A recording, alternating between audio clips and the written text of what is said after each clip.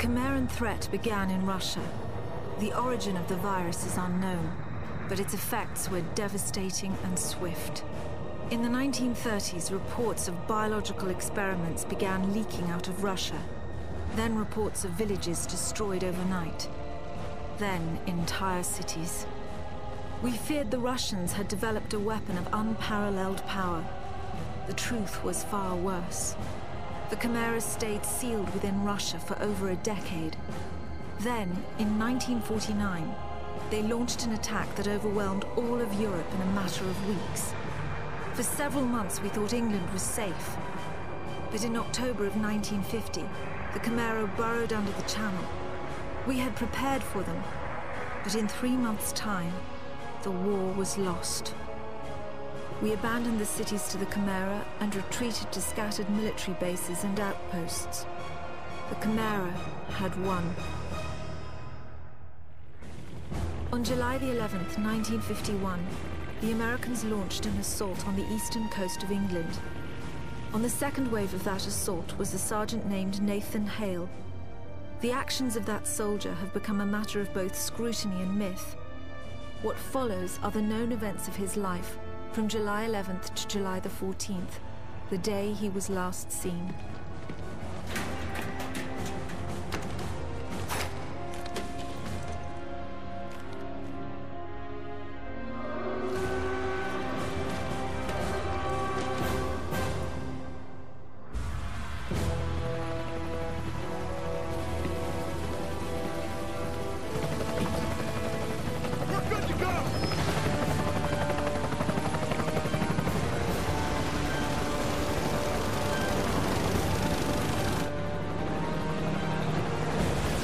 Soldiers had no idea what they would soon be facing.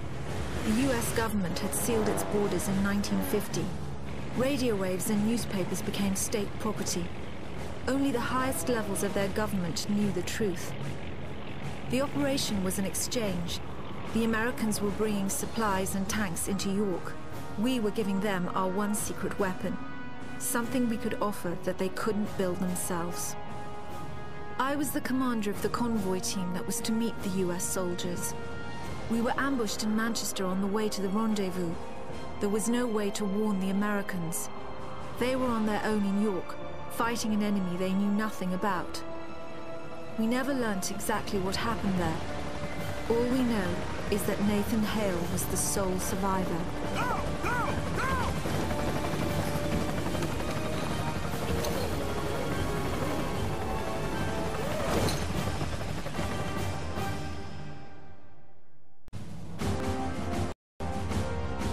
Captain, you seeing this? What the hell is that?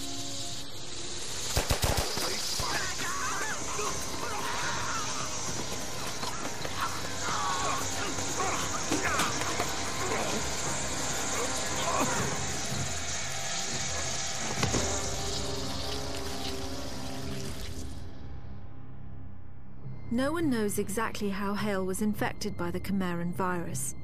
Our only clue is a journal entry recovered from the body of a US medic. It says that he encountered a number of comatose soldiers in a dry creek bed. One of the soldiers, a sergeant, suddenly woke up. Unlike the other soldiers, his body had no wounds at all. The sergeant refused any kind of medical examination, insisting on catching up to the rest of the company. If that sergeant was in fact Nathan Hale, then he remains the only known person to wake up after being infected. Whether the Chimeran virus mutated within him, or whether his body had an innate resistance to it, remains a mystery. Americans regrouped at an abandoned bus depot in southeast York. Under the command of a Captain Winters, they staged a daring tactical offensive.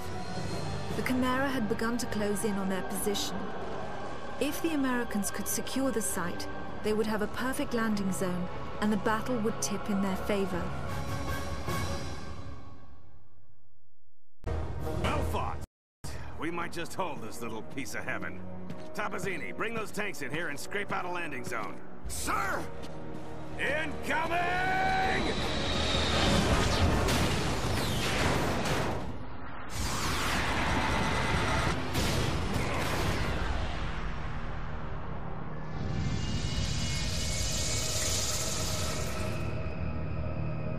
We know from the craters that the Chimera ended the battle by launching spires. There is no defense against a spire attack. By the time you see them in the air, it's already too late.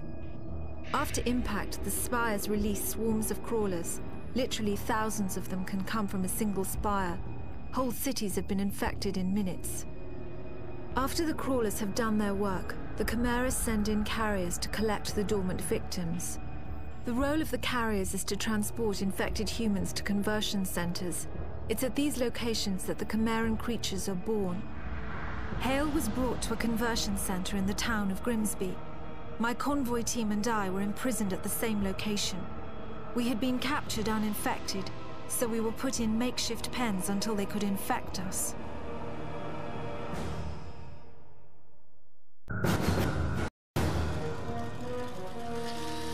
Oi, mate!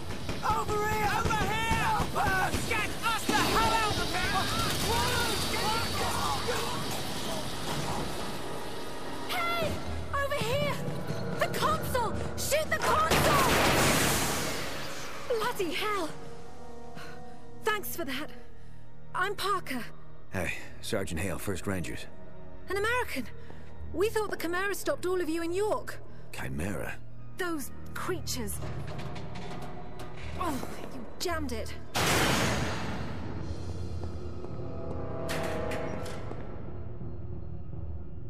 I'm sorry, Hale. Looks like you'll have to find your own way out. I'll be in touch. Frequency 77.6. It was strange enough that a lone American soldier was walking around a Chimeran conversion center. But it was his eyes that were most disturbing. They showed unmistakable Chimeran traits. It was subtle, but it was there. Whoever Nathan Hale was, he wasn't entirely human.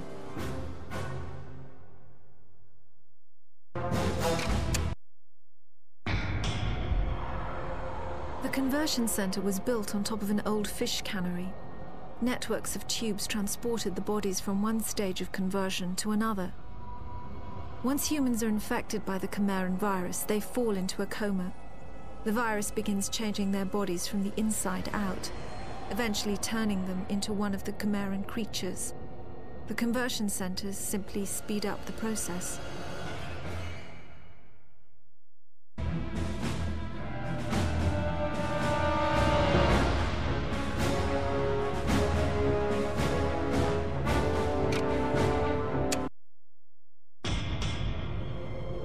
During the second phase of the conversion process, the humans are wrapped in cocoons.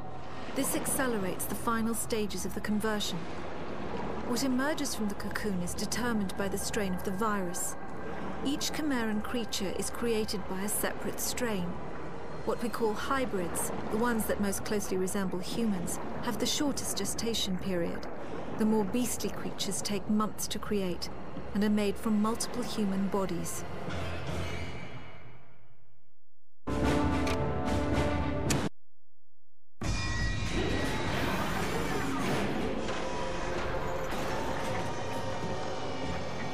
The final stage of the Chimeran conversion process is known as the birthing chamber. The cocoons are opened and new Chimera are born. In the case of hybrids, a cooling apparatus is fused into their bodies. The Chimeran metabolism is roughly 12 times that of humans. This results in remarkable healing abilities, but also raises their body temperatures significantly. Without the cooling apparatus, the hybrids would overheat and die.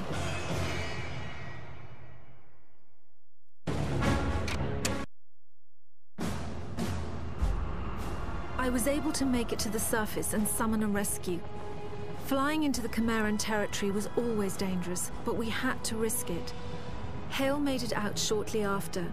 I looked for any further signs of conversion. Fever, nervous movement, paranoia.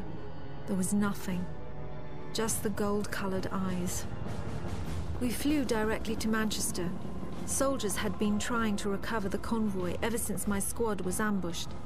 They knew what was in it. They knew it was our last hope for defeating the Chimera. I wanted to take Hale back to Northern Command for debriefing. Maybe he could sense I was suspicious of him. He joined the Manchester squad before I could say a word.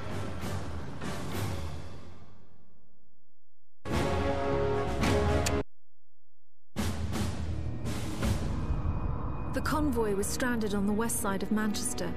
The site was guarded by stalkers, so the only route in was on foot. A radio message from Hale's squad said they were entering Manchester Cathedral. The cathedral was a field hospital during the war.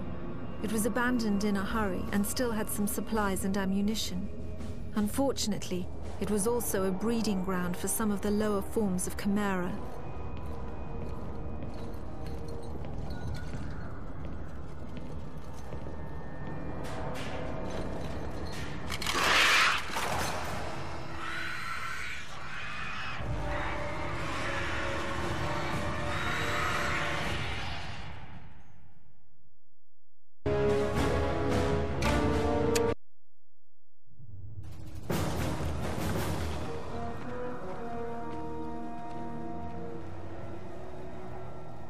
Mate, you all right? Get in here! Captain Mitchell's squad had located the convoy. Unfortunately, stalker sightings in the area made immediate recovery impossible. The stalker is one of the Chimera's most feared weapons. They move quickly and fire anti-aircraft missiles with deadly accuracy. The technology used in the stalker remains one of the most intriguing and frustrating mysteries of the Chimera. Mitchell had been fighting a losing battle most of the morning, holding out until reinforcements arrived. Meanwhile, the Chimera kept coming.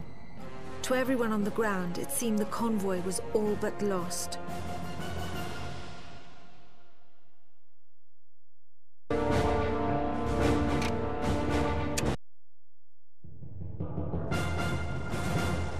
Mitchell to command.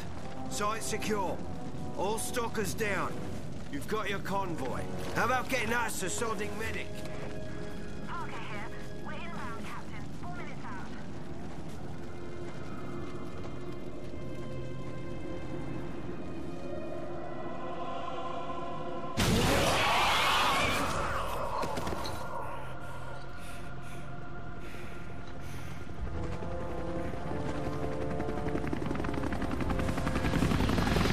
I picked up Hale after the mission. I had seen him approach the containment cell on the convoy. The cell had 14-inch lead walls, but even so, given Hale's condition, I didn't want him anywhere near it. With the stalkers gone, we were able to airlift the cell back to Northern Command. The exchange with the Americans would have to wait.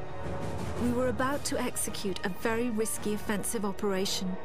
The Chimera had been using a network of underground tunnels to attack undetected. The tunnels formed a nexus in Nottingham, and if we sealed them off, we would at least briefly have the upper hand.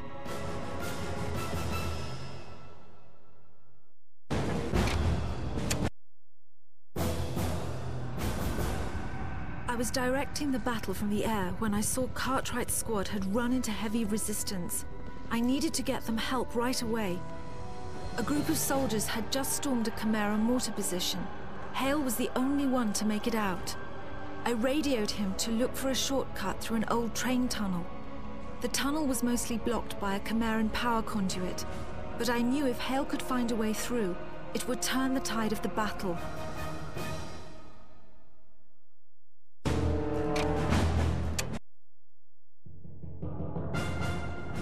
Lieutenant Cartwright, sir. If you've come looking for a fight, you've found the place. It seems the Chimera are up to something more than just digging tunnels. Say, look here. Who brought the yank?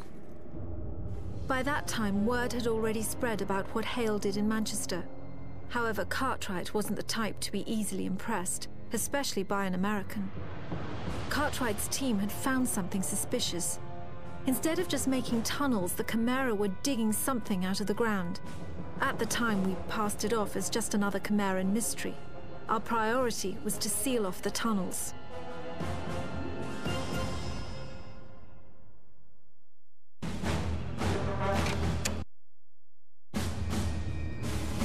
The Nottingham operation was a success. I sent the troops back to Southern Command for a well-earned rest. I was taking Hale to the Intelligence Division at Northern Command for debriefing. I radioed Northern Command on our approach. No response. As we landed, I could already sense the worst. The whole place was deathly silent.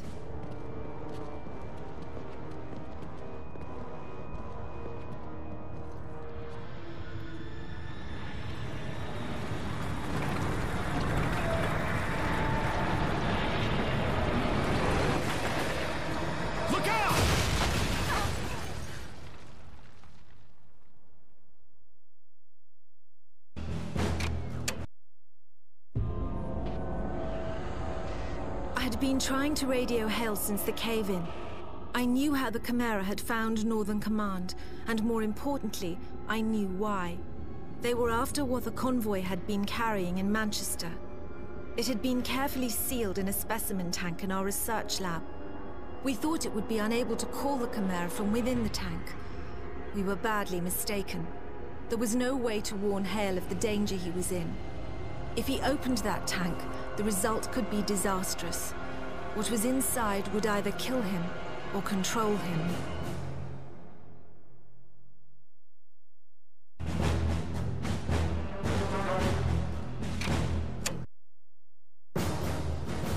I knew Hale would eventually find the map room. Everything we had learnt about the Chimera in the past 2 decades was in there. We had maps of the Chimera invasion spreading through Russia, autopsy records of Chimeran creatures, charts of the death tolls across Europe. These were numbers we didn't even disclose to our own soldiers. There were files that showed the progression of the Chimeran virus in humans. In over 6,000 cases, there were no records of any form of human resistance. There were also detailed schematics of our specimen tank and what was in it. We call them Angels. They're the most powerful of all the Chimera. We believe the Angels control other forms of Chimera via some form of telepathy. For all I knew, this one was already controlling Hale.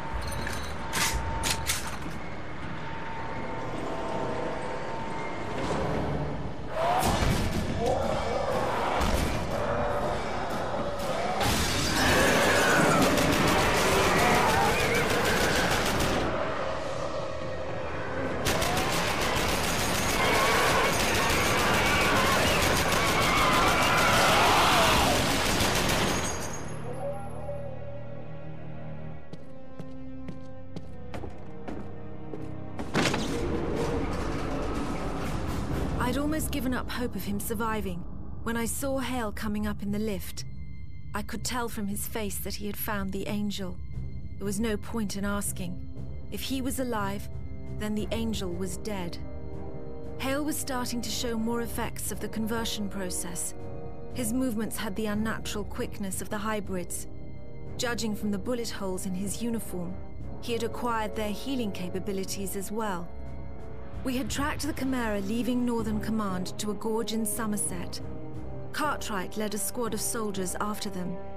It had been 2 hours since he had reported in. Hale volunteered to go after them. I expected he would locate Cartwright. There was no way I could have imagined what else he would discover in that gorge.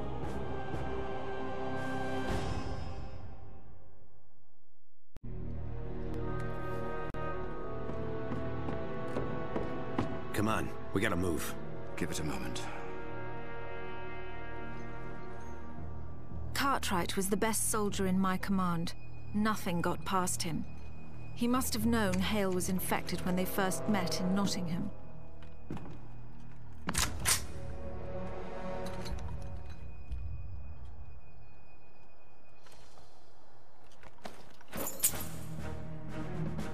Fortunately, Cartwright never cared too much about the small stuff.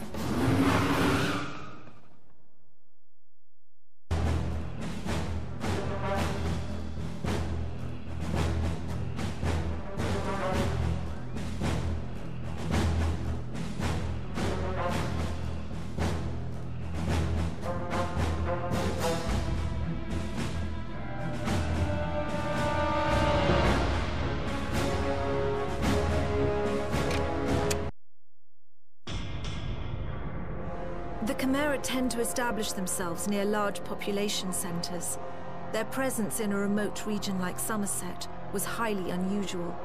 The gorge was filled with factories that built stalkers and dropships, but we had seen those before. Deeper into the gorge, the Chimera were hiding something far more alarming.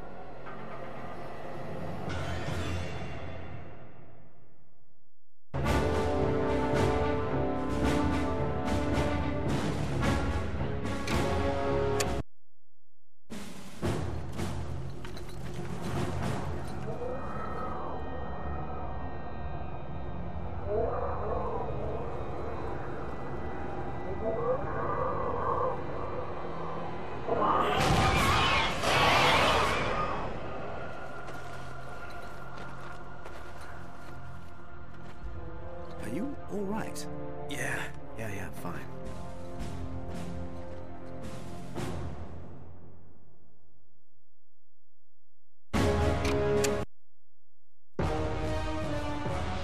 Hale and Cartwright had discovered the key to the entire Chimeran strategy. The tower they found had not been constructed, it had been excavated. That single fact changed everything we knew about the Chimera. Leaving Somerset, they must have noticed the power conduits radiating from the tower behind them. We believe this discovery is what inspired Hale's fateful actions later that day. The drive to Southern Command would have taken at least an hour, time enough for the Chimera to launch a strike force.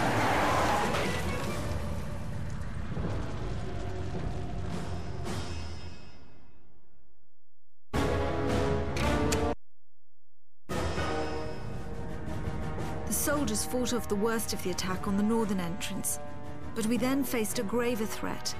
The Chimera had infiltrated the hangar on the south side. If we didn't get the planes out safely, then all would truly be lost. Get to the hangar! Make sure all the transports get out!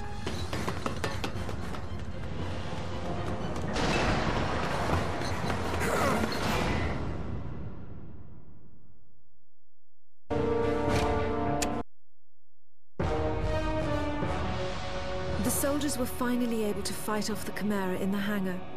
We ferried the survivors up to a rendezvous point in Cardiff, 20 miles west. I stayed at the base to finish loading what supplies we could. Chimeran Goliaths were already approaching Southern Command. A Spire attack seemed inevitable.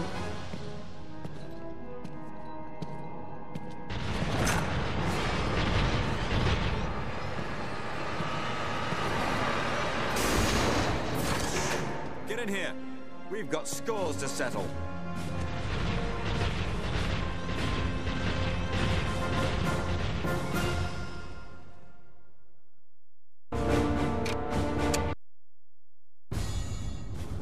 Southern Command was lost. More than half our troops were lost with it. If not for the heroism of Cartwright and Hale, many more would have been killed, myself included. We were flying the survivors to a makeshift camp in Cardiff.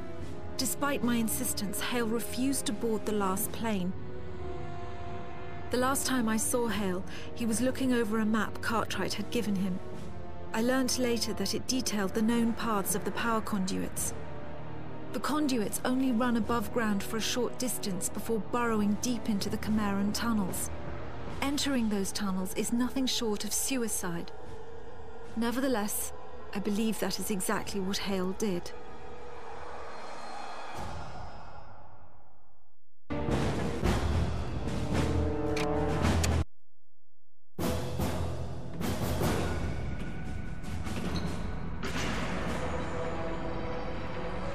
We believe Hale followed the Chimeran tunnels for several miles, finally reaching a major conduit junction. This would have led him directly into a Chimeran tower. The tower was most likely what we now know as C3. Each tower is named for its relative position in the conduit network. C3 is only 12 miles from the center. It would have been exceedingly well defended.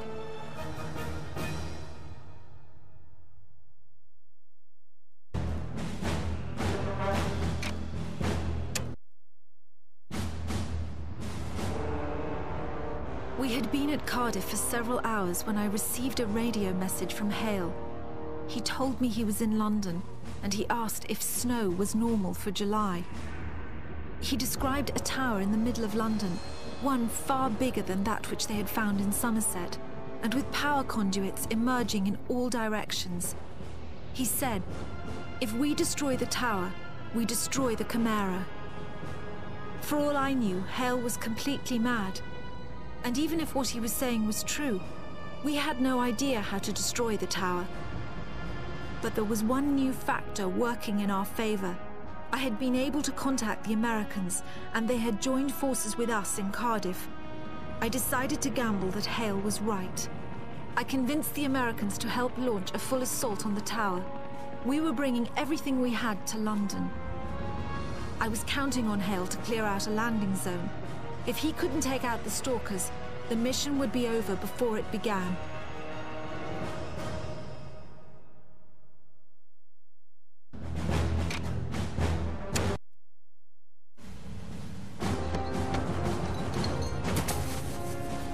I'm outside. Where are you? Right, we see you now. Be advised, Sergeant. We're going in heavy and a little low. Bloody hell! I can't land with that stalker there.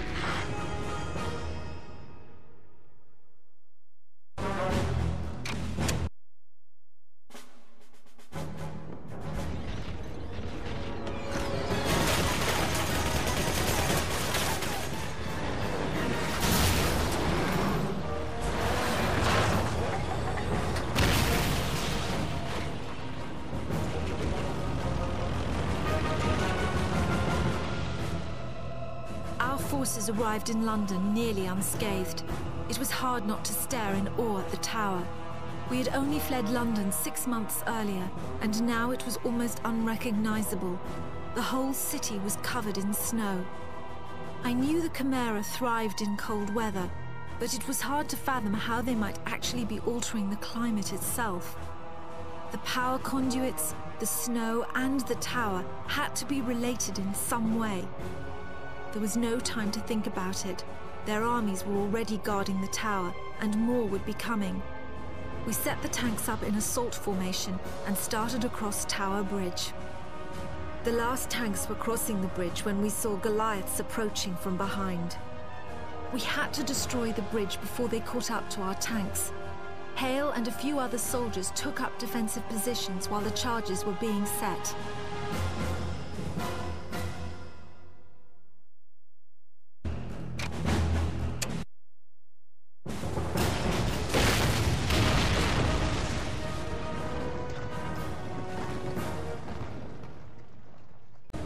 The outlook of the battle was growing bleaker by the second. Our tanks had killed legions of Chimera, but still they poured out of the tower. The Chimeran forces were holding us in check, while their Goliaths closed in on Southwark Bridge. With Tower Bridge destroyed, there was no possibility of retreat. The team I sent to destroy Southwark Bridge was not responding. It would only be a matter of time before we heard the spires in the air.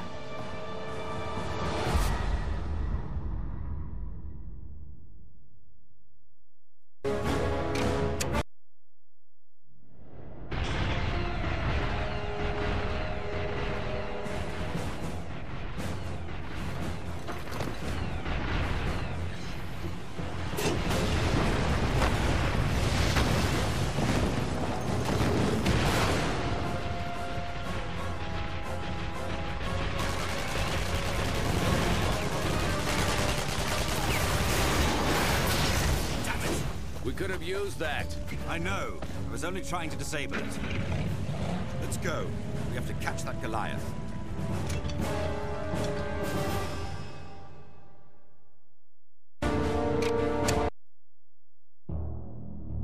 Not bad shooting, I'd say. Considering I was hit and all. You go ahead. I'll cover this entrance.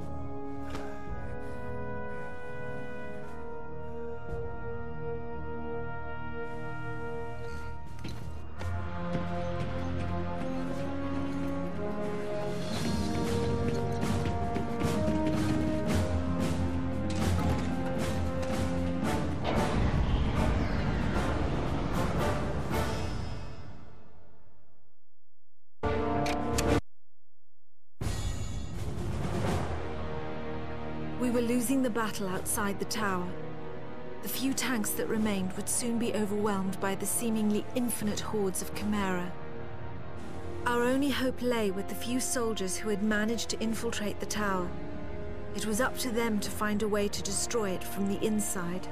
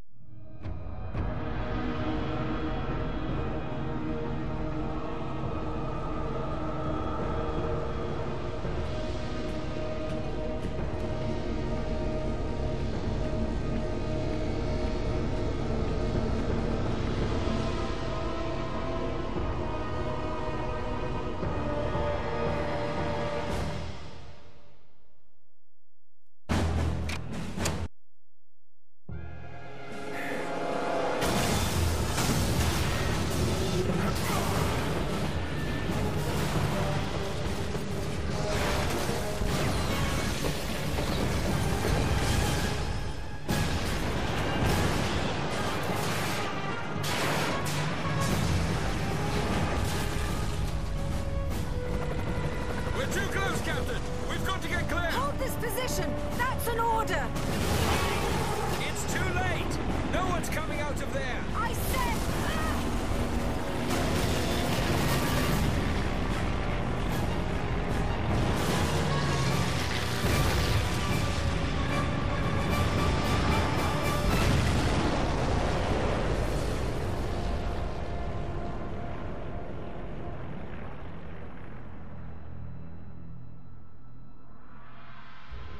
As the tower fell, Chimeran creatures began to shriek and writhe on the ground. They died within minutes. We believe they were simply unable to survive the loss of the Angels. The significance of our victory in London wasn't understood for several days. The reactor meltdown caused a chain reaction that destroyed all the towers in the network. At least in Britain, the Chimera were defeated. We have investigated the ruins of 5 towers so far. As we attempt to reverse engineer the complex technologies we find, the mystery of the Chimera only deepens. With combat subsided, the soldiers have been searching the rural villages for survivors. So far, we found 921 hiding in bunkers and basements, 78 of them children. Cartwright's youngest daughter, Angela, was among them. As for Nathan Hale, his body was never recovered. He was presumably incinerated inside the tower. The American military lists him as killed in action, July the 14th, 1951. A part of me still believes he might have escaped somehow. I even thought I heard his voice on the radio just after the tower exploded. I'll never know for sure.